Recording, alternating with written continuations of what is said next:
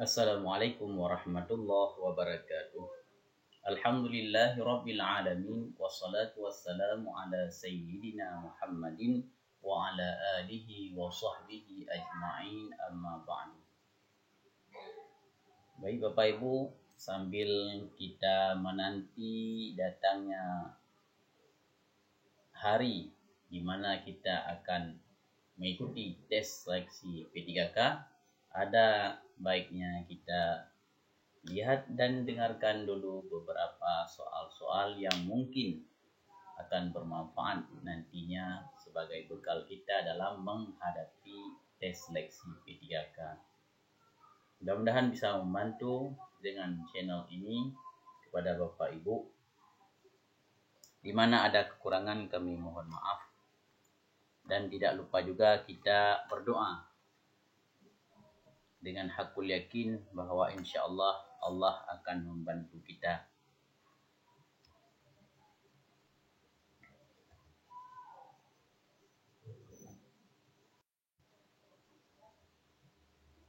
Baik, dengan mengucapkan Bismillahirrahmanirrahim, kita bacakan soal toleransi agama yang dibudayakan di negara Republik Indonesia dikenal dengan sebutan Tri Kerukunan Umat Beragama. Di bawah ini yang bukan Tri Kerukunan Umat Beragama di Indonesia adalah A. Kerukunan intern umat beragama, B. Kerukunan antar umat beragama, C. Kerukunan umat beragama dengan pemerintah, D. Kerukunan sesama umat beragama, E. Kerukunan sesama warga negara. Jadi yang bukan dengan sebutan Tri Kerukunan Umat Beragama adalah kerukunan sesama warga negara.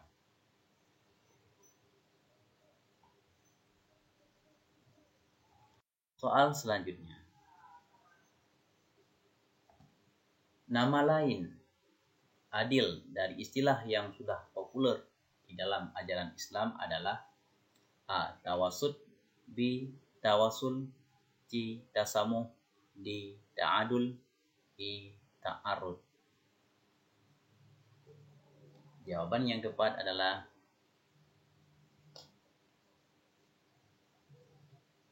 Ta'adul. Kita lanjutkan soal yang ketiga. Umat Islam hukumnya boleh melakukan tolong-menolong dan bekerja sama dengan pemeluk agama lain karena A. Urusan Tri Kerukunan Umat Beragama, B. Urusan akidah, C. Urusan muamalah, D. Urusan ibadah, E. Urusan jinayah. Jadi dalam soal yang ketiga yang ini ditanyakan apa? Umat Islam hukumnya boleh melakukan tolong-menolong dan bekerja sama dengan pemeluk agama lain karena jawaban yang tepat adalah karena urusan muamalah, yaitu urusan jual beli. Soal yang keempat. Perempuan muslimah haram terikat dengan pernikahan dengan laki-laki non-muslim. Mengapa demikian? A. Pernikahan merupakan kebutuhan pribadi, B. Pernikahan merupakan bentuk muamalah, C. Pernikahan merupakan bentuk ibadah, D. Pernikahan merupakan sunnah Nabi, E. Pernikahan pencerminan akidah. Perempuan muslimah haram terikat dengan pernikahan dengan laki-laki non-muslim. Alasannya adalah C. Pernikahan merupakan bentuk ibadah.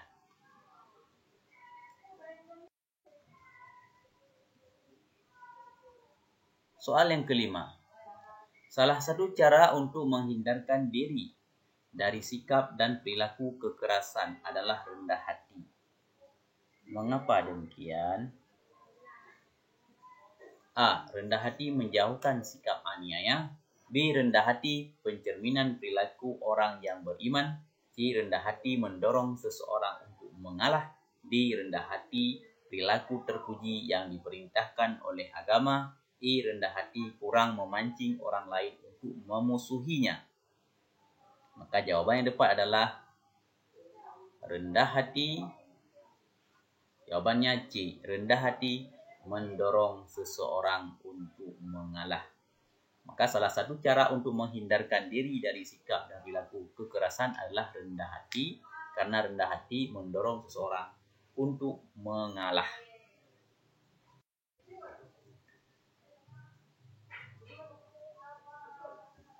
Soal yang keenam. Agama Islam mengatur manusia untuk hidup rukun dan damai antara sesama manusia. Oleh karena itu, umat Islam yang berbuat kekerasan termasuk perbuatan yang dilarang dan hukumnya A. Makruh, B. Haram, C. Mubah, D. Sunnah, E. Wajib.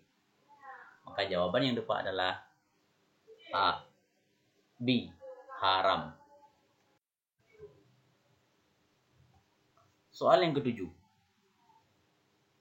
Di bawah ini yang bukan merupakan jenis-jenis sikap kekerasan bagi pelajar yang harus dijauhi karena hanya akan mendatangkan kerugian semata-mata adalah A. Perkelahian antar pelajar, B.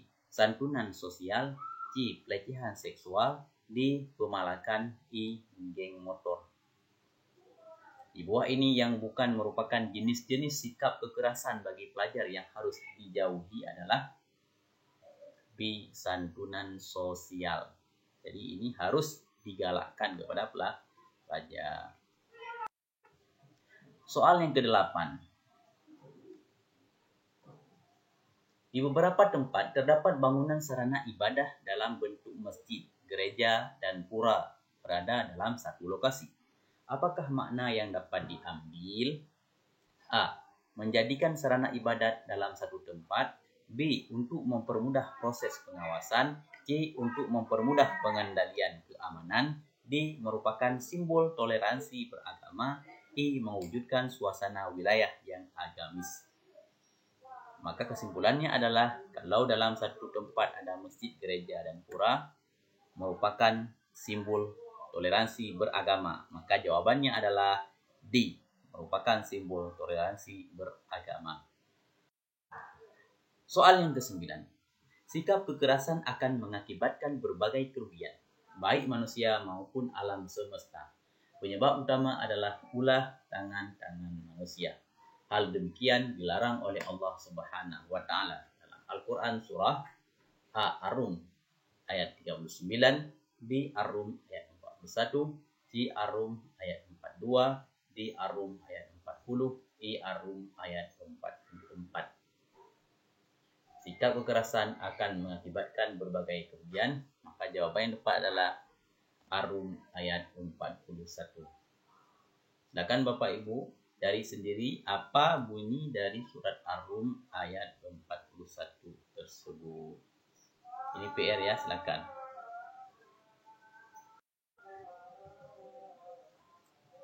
Soal yang ke-10. Kalimat yang paling tepat disampaikan kepada orang yang berbeda pendapat dalam keyakinan sesuai dengan Quran surat Yunus ayat 41 adalah A. Aku bertanggung jawab terhadap perbuatanku. B. Aku tidak bertanggung jawab terhadap apa yang engkau perbuat. C. Untukku agamaku dan untukmu agamamu. D. Bagiku pekerjaanku dan bagimu pekerjaanmu. E. Setiap manusia akan mempertanggungjawabkan perbuatannya. Kalimat yang paling tepat disampaikan kepada orang yang berbeda pendapat dalam keyakinan sesuai dengan Quran surah Yunus ayat 41, yaitu bagiku pekerjaanku dan bagimu pekerjaanmu. Silakan Bapak Ibu lihat apabila ada yang perlu dikoreksi, silakan dikoreksi di kolom komentar.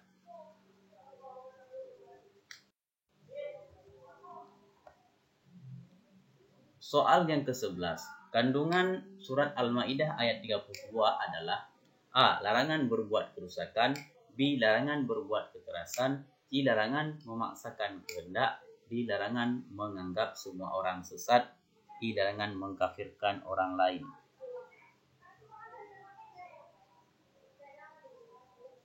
Maka jawaban yang tepat adalah kandungan surat Al-Maidah ayat 32, larangan berbuat kekerasan.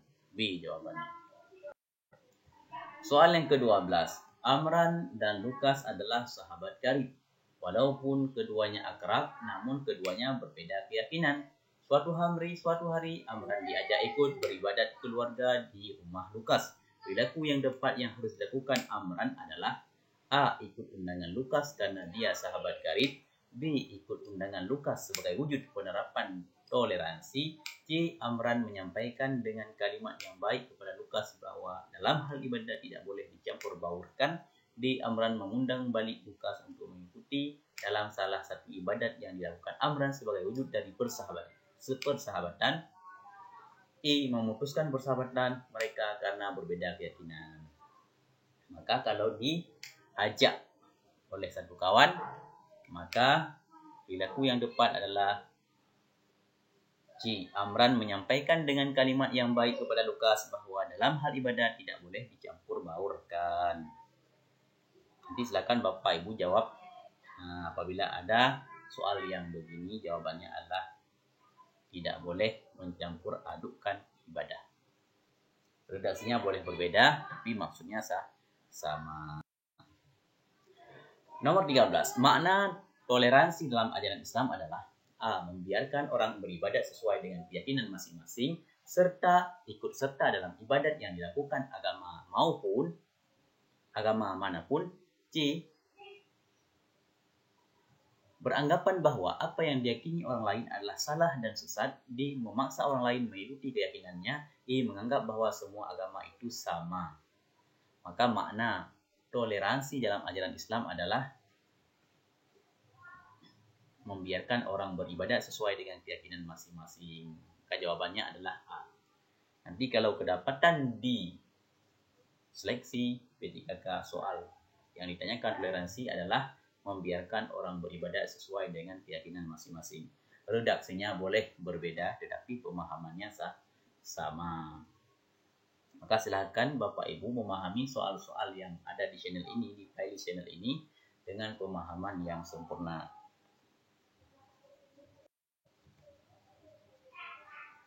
Soal yang ke-14. Umat Nabi Muhammad SAW dalam menerima Al-Quran menurut surat Yunus ayat 40-41 terbagi menjadi berapa golongan? A. 1 golongan, B. 2 golongan, C. 3 golongan, D. 4 golongan, E. 5 golongan. Akan Bapak Ibu merujuk kepada Al-Quran surat Yunus ayat 40-41, yaitu berapa golongan dalam menerima Al-Quran. Jawaban yang tepat adalah 2 golongan. Soal ke-15. Islam mengajarkan umatnya bersikap terhadap perbedaan keyakinan. Sikap yang harus ditunjukkan terhadap perbedaan agama dan keyakinan adalah A. Turut beribadat menurut agama dan kepercayaan orang lain. B. Menghormati dan menghargai perbedaan yang ada. C. Mengganggu orang lain dalam menjalankan ajaran agamanya. D. Memaksa orang lain mengikuti agama kita. E. Mengejek dan menjelek-jelekkan keyakinan orang lain. Islam mengajarkan umatnya bersikap terhadap perbedaan keyakinan. Sikap yang harus ditunjukkan terhadap perbedaan agama dan keyakinan adalah A. Turut beribadat menurut agama dan kepercayaan orang lain. B. Menghormati dan menghargai perbedaan yang ada. C. Mengganggu orang lain. D. Memaksa orang lain. E. Mengejek-ngejek orang lain. Maka yang diajarkan di sini adalah B. Menghormati dan menghargai perbedaan yang ada. Wallahu a'lam bishawab. Di mana ada kesalahan, kesilapan, kami mohon maaf. Mudah-mudahan ini menjadi tambahan bekal dalam menghadapi tes seleksi P3K nantinya. Silakan Bapak Ibu berdoa juga bagi sendiri dan juga bagi kepada seluruh kawan-kawan.